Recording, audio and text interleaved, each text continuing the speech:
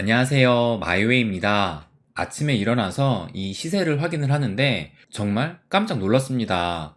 보시는 것처럼 떨어져도 너무 많이 떨어져가지고 뭔 일이 났나 좀 싶더라고요. 그래서 확인을 해보니까 뭔 일이 나긴 났습니다. 그래서 무슨 일이 간밤에 있었는지, 그래서 저의 생각은 어떠한지 또 말씀드리도록 하겠습니다.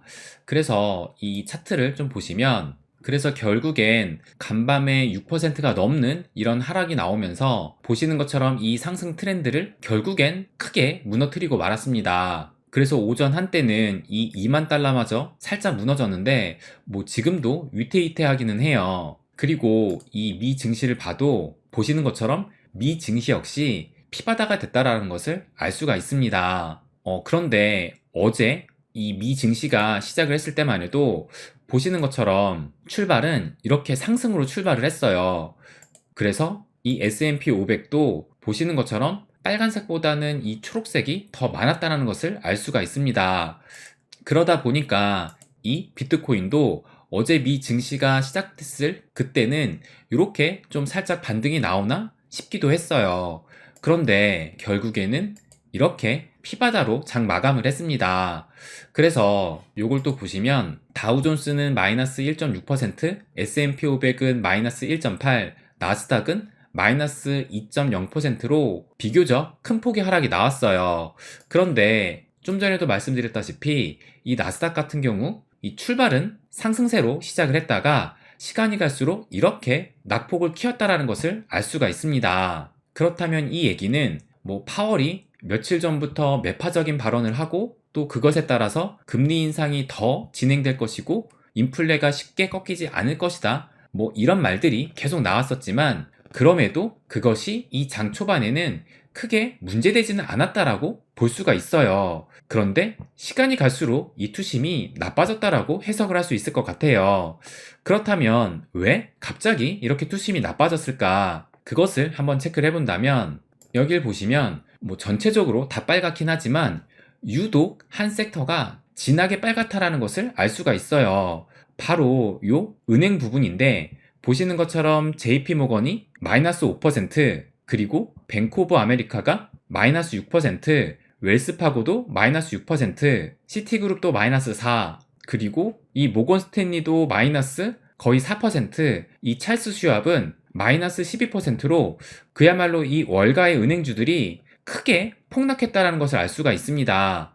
그렇다면 왜 이렇게 은행주들이 폭락을 했느냐? 이 기사를 좀 보시면 SVB 파이낸셜이라는 이 금융주가 무려 60%나 폭락을 했다라는 이런 기사가 나왔습니다. 그렇다면 왜 이 SVB가 이런 큰 폭락이 나왔느냐? 그것을 또 살펴보면 여길 보시면 이 SVB 파이낸셜이 실리콘밸리의 지방은행이라고 돼 있어요. 그리고 이 SVB는 캘리포니아주 산타클라라에 본사를 둔 지방은행인데 지역 특성상 주로 벤처업체에 대출을 해주고 있다라고 이렇게 써 있습니다.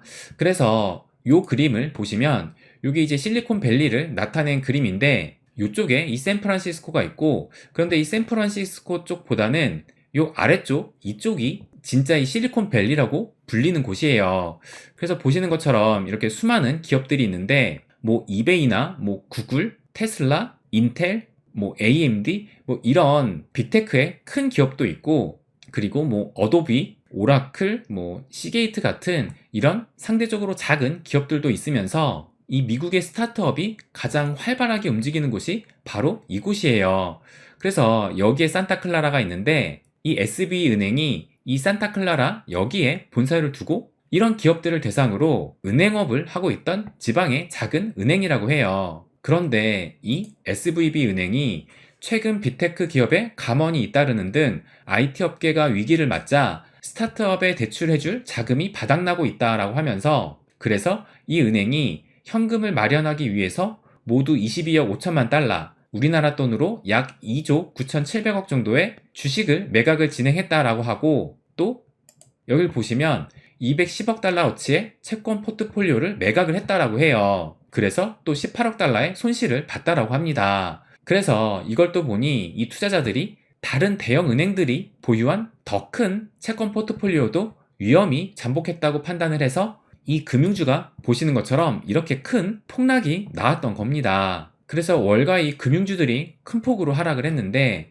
근데 또 우리가 이것을 보면 이 2007년, 2008년에 있었던 세계 금융위기가 또 생각이 나요. 왜냐면 이때 2008년도에 세계 금융위기가 왔을 때 그 위기가 시작된 그 시발점이 여기 보시는 것처럼 2007년 4월에 이 미국 2위의 이 서브프라임 모기지 대출 회사인 뉴 센츄리 파이낸셜이 파산을 신청을 하면서 그 시초가 되었어요. 그러다가 그것이 점점 커지더니 결국엔 2008년도에 9월 15일에 미국의 투자은행인 리먼 브라더스까지 파산을 신청을 하면서 본격적인 이 세계 금융위기가 시작이 됐습니다. 그렇기 때문에 혹시 이 이슈가 제2의 금융위기로 번지지는 않을까? 그것이 지금 공포로 다가오고 있어요. 그렇기 때문에 유독 이 금융주들이 더 많이 빠졌던 것일 텐데, 그렇다면 진짜 이것이 제2의 금융위기로 번질 수 있을까?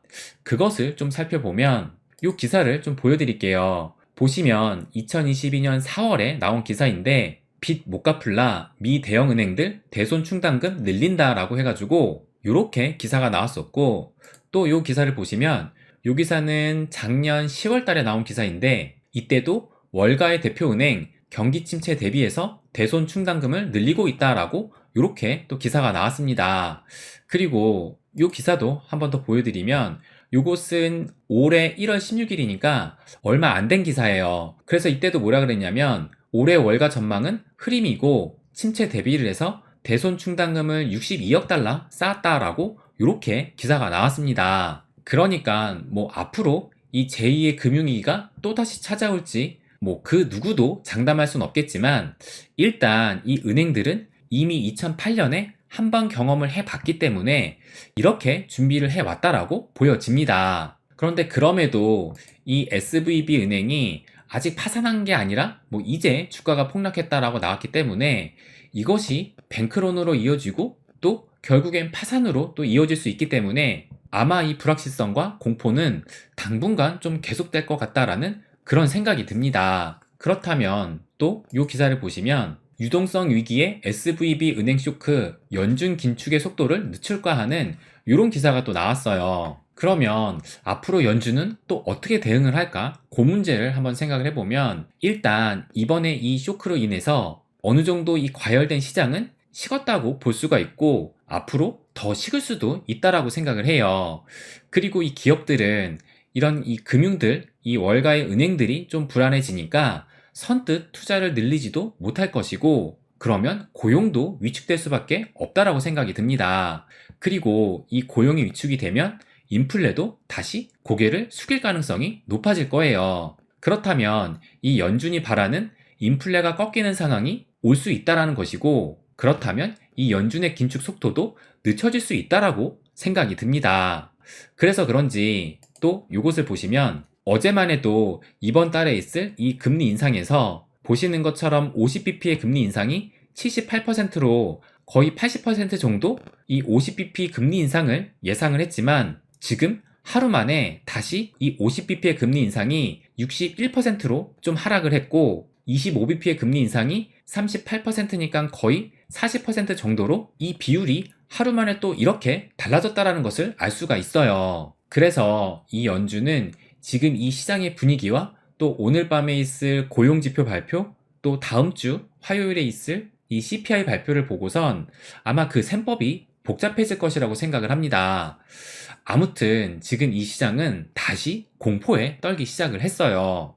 그렇다면 지금이라도 도망가야 될까? 또 저의 생각을 말씀을 드리면, 제가 이틀 전에 미친 소리 같지만 시장은 걱정의 벽을 타고 결국 오른다라고 이렇게 말씀을 드렸습니다. 그런데 지금 상황에서도 정말 또 미친 소리 같지만 결국엔 이 걱정의 벽을 타고 오른다라고 저는 보고 있어요. 단타나 이 선물하시는 분들은 다르겠지만 제 영상을 보시는 분들은 장기 투자자라고 저는 생각을 합니다. 저 역시 이 장기 투자의 관점으로 계속 말씀을 드려왔고요. 그러면 또 이 트윗을 한번 보여드리면, 제가 몇 번 보여드렸던 트윗인데 11월 28일 사이클 이론 해가지고 보시는 것처럼 이 매년 11월 28일 기준으로 이렇게 구분을 지어놔가지고 지금 현재는 이 3번 영역에 있고 이 3번의 그린 영역은 축적의 영역이다라고 이렇게 말을 하고 있어요.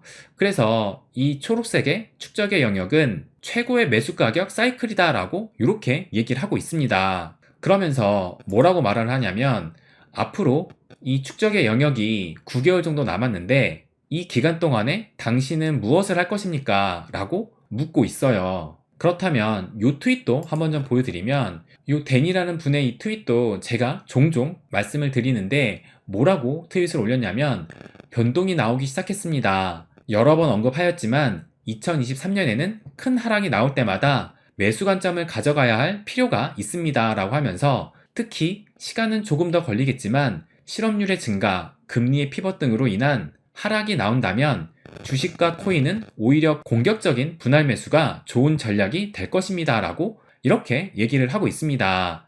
그러면서 또 오늘 아침에 이렇게 추가로 또 트윗 하나를 더 올리셨어요.